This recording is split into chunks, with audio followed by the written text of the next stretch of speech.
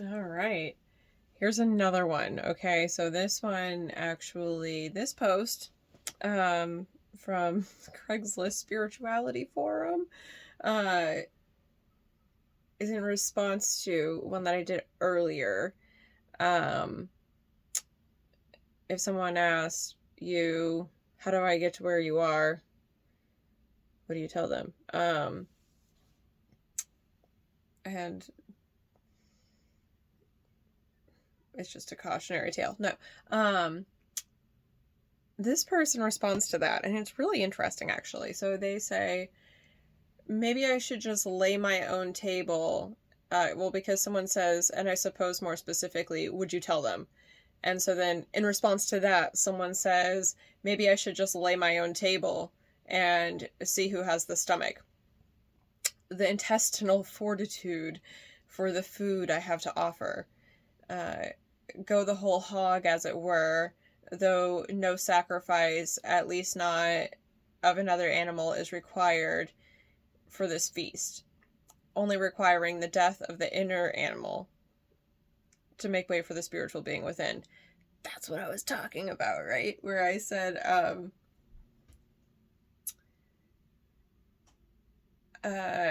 something about you don't just have a revelation and your life changes. You can have a revelation after revelation after revelation after revelation. And if you don't do the work to let out that, um, like your old identity and your old self and all of the baggage and the stuck and the blah, and uh, I think that that is where people, they consider their spiritual life to be these breakthroughs, while the life itself never actually becomes all that magical. And that's because you don't just automatically do the inner work to rework your nervous system and to let out everything that's stuck in all of the different aspects of your being, in your aura and in your physical human body and your energetic body, the electrical circuitry of your body. Um,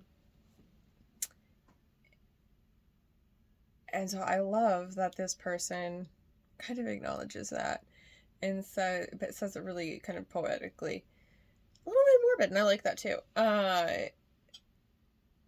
To say to make way for the spiritual being within, um, to only the inner animal, and it's like that inner beast that's always working against you to keep you stuck and to keep you in your old identities and trapped in an existence that's not really for you and isn't to like,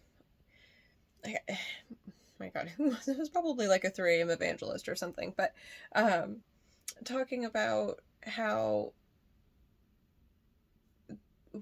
why would any intelligent creator not want your life to glorify them to the highest extent possible by showering you with every piece of love and abundance and magic that they possibly can. And so the only person who's really, or the only being that is really truly allowing anything less than that pure magic is you. And I think that that's actually a really poignant point, and I love it because somehow we always forget that. And somehow we allow ourselves to be victimized by whatever circumstances. And that is not to our highest and best outcome or benefit. And it doesn't make God look great either. So why would that be the natural order of things? The divine order of things is obviously that you would thrive and live pure magic. And so uh,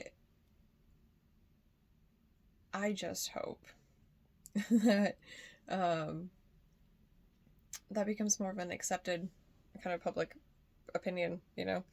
Um, but it does take that, like, the intestinal fortitude.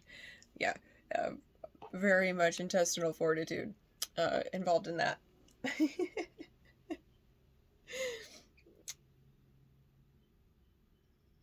I think it's funny. We don't need to make a sacrifice right here. We got sacrifices right here. Funny.